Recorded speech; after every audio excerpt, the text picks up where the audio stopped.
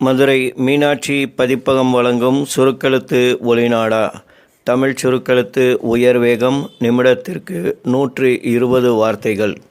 December 1985 சுருக்கி வரையும் பகுதி. குரல் கொடுத்துள்ளவர் Madurai cookie Jayabalan. Pretty comments. Tamil Nadu சட்டமன்ற பேரவையில் ஆளுநர் அவர்கள் உரையின் மீது நடந்த விவாதத்தில் ஓர் உறுப்பினர் பேசியதாவது: தலைவர் அவர்களே, இவ்விவாதத்தில் கலந்து கொள்ள வாய்ப்பளித்தமைக்கு என்னுடைய நன்றியை தெரிவித்துக் கொள்கிறேன். ஆளுநர் உரையில் சத்துணவு திட்டம் பற்றி சொல்லியிருப்பது பாராட்டுக்கு உரியது. ஆண்டுதோறும் 200 கோடி ரூபாய்க்கு மேல் செலவு செய்து 80 லட்சத்திற்கும் மேற்பட்ட சிறார்கள் வாட்டத்தை போக்கும் இந்த திட்டம் மகத்தான ஒன்று என்பதிலே மாறுபட்ட கருத்துக்கு இடமில்லை.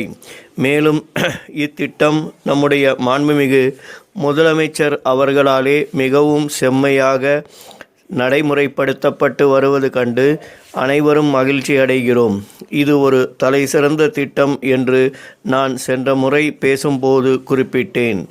அதை நிரூபிக்கும் வகையில் நான் அவ்வாறு பேசிய சில நாட்களுக்குள்ளேயே இந்த நாட்டிலுள்ள எல்லா மாநிலங்களிலும் இத்திட்டத்தை நடைமுறைப்படுத்தும் அளவுக்கு பல்வேறு மாநிலங்களிலிருந்தும் சம்பந்தப்பட்ட அமைச்சர்களும் உயர் அதிகாரிகளும் இங்கே வந்து இத்திட்டம் பற்றி தீவிரமாக அறிந்து சென்றதையும் நாம் பார்த்தோம்.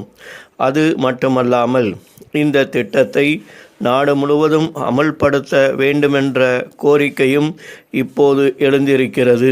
அந்த வகையில் எவ்வளவுதான் நிதி நெருக்கடி ஏற்பட்டாலும் அதை பொருட்படுத்தாமல் அதே நேரத்தில் வளர்ச்சி திட்டங்களுக்காக செலவிடப்படும் தொகையையும் குறைக்காமல் ஒரு சவாலாக வறுமை கோட்டுக்கு கீழே இருக்கின்ற சிறார்களுக்கு நல்வாழ்வு அளிக்கும் நல்ல நோக்கத்துடனே தொடர்ந்து இத்திட்டத்தை நல்ல முறையில் நடைமுறைப்படுத்தி வருவதற்காக மாண்புமிகு முதலமைச்சர் அவர்களுக்கு என்னுடைய பாராட்டுதலை தெரிவித்துக் கொள்கிறேன்.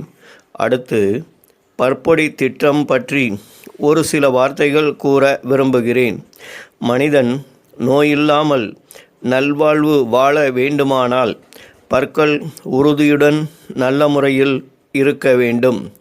பற்களை சிறு பிராயத்திலிருந்தே நல்ல பற்பொடி கொண்டு தேய்த்து பேணி காக்காவிடில் பற்களில் நோய் வந்து அதன் காரணமாக உடல் நலமே பாதிக்கப்பட ஏதுவாகும். பல் நோயினால் இளம் வயதிலேயே பாதிக்கப்படுகிறவர்கள் பெரும்பாலும் கிராமப்புறங்களில் வாழும் சிறார்கள்தான். அவர்களுக்கு நல்வாழ்வு அளிக்கும் வகையில் இத்திட்டத்தை நிறைவேற்றியிருக்கும் அரசுக்கு நான் நன்றி தெரிவிக்கும் அதே வேளையில் இது பற்றி குறை ஒன்றையும் நான் தெரிவிக்க கடமைப்பட்டிருக்கிறேன். சில இடங்களில் பற்பொடிக்கான மருந்து கலவைகளை சரியாக கலக்காததால் வாய் வெந்து போகும் நிலைமை ஏற்பட்டிருக்கிறது என்று புகார் சொல்கிறார்கள். நான் பல இடங்களுக்கு சென்று இது பற்றி கேட்டு அறிந்ததில் பற்பொடி தயாரிப்பு முறையிலே தவறு நேர்ந்திருக்கிறது என்பதை தெரிந்து கொண்டேன். ஆகவே இத்துறையில் சிறப்பாக பயிற்சி பெற்ற மிக சிறந்த மருத்துவ வல்லுநர்களின் நேரடி கண்காணிப்பில் சரியான முறையில் மருந்து கலவையை செய்து பற்பொடி தயாரிக்க வேண்டுமென்று கேட்டுக்கொள்கிறேன்.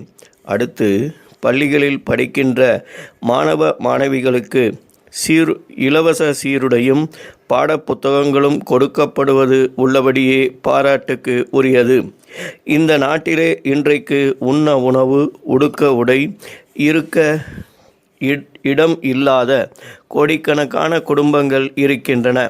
அவர்களால் தங்கள் குழந்தைகளுக்கு தேவையான பாடப்புத்தகங்கள், சீருடை போன்றவற்றை கூட வாங்கித்தர முடியவில்லை என்ற நிலையில் 10ஆம் வகுப்பு வரை படிக்கின்ற அனைத்து மாணவ மாணவிகளுக்கும், அடுத்து பள்ளிகளில் படிக்கின்ற மாணவ மாணவிகளுக்கு இலவச சீருடையும் பாடப்புத்தகங்களும் கொடுக்கப்படுவது உள்ளபடியே பாராட்டுக்கு உரியது.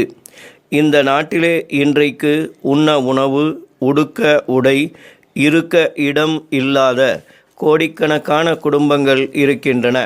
அவர்களால் தங்கள் குழந்தைகளுக்கு தேவையான பாடப்புத்தகங்கள், சீருடை போன்றவற்றை கூட வாங்கித்தர முடியவில்லை என்ற நிலையில் 10ஆம் வகுப்பு வரை படிக்கின்ற அனைத்து மாணவ மாணவிகளுக்கும் கட்டாயமாக இலவச சீருடையும் பாடப்புத்தகங்களும் வழங்க வேண்டுமென்று கேட்டுக்கொண்டு, மனிதாபிமானமிக்க மாண்புமிகு முதலமைச்சர் அவர்கள் எவ்வளவுதான் எதிர்ப்புகளும் தடைகளும் சிக்கல்களும் ஏற்பட்ட போதிலும் அவற்றை எல்லாம் தகர்த்தெறிந்து துணிச்சலுடன் இது போன்ற நல்ல பல திட்டங்களை தொடர்ந்து நடைமுறைப்படுத்துவார்கள் என்கிற என்னுடைய உறுதியான நம்பிக்கையை தெரிவித்து, ஆளுநர் உரையை முழு மனதுடன் பாராட்டி வரவேற்று என் உரையை இத்துடன் முடித்துக்கொள்கிறேன். ஸ்டாப்.